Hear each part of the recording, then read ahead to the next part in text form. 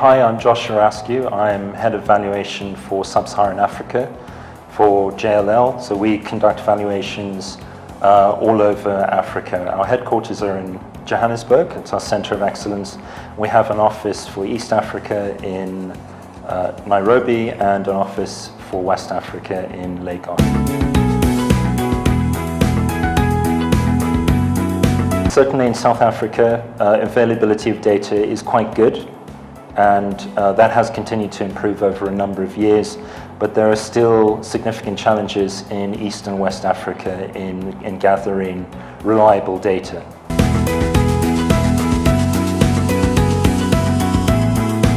Well, the Red Book, which is the international guide for valuers, specifies that where you don't have completed transactions, you should take into consideration market sentiment.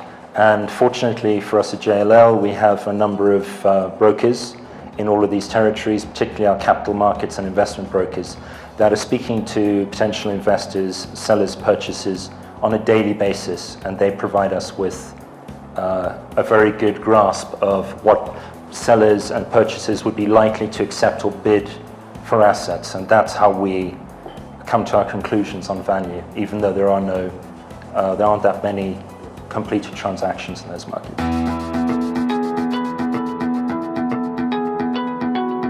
Many of the markets we operate in, including South Africa, are facing economic headwinds and internal political difficulties, policy discontinuities. So yes, in general, particularly in Nigeria and now in South Africa, we have seen cap rates move out significantly, and that is just a result of what's happening on a macro level in each of those territories.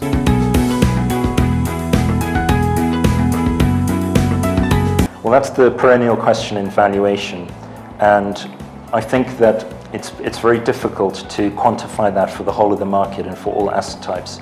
So I think that it really depends on the type of asset that you're looking at. For prime assets, I mean these sort of prime institutional quality assets in Africa aren't often traded through a private treaty or an open market tender.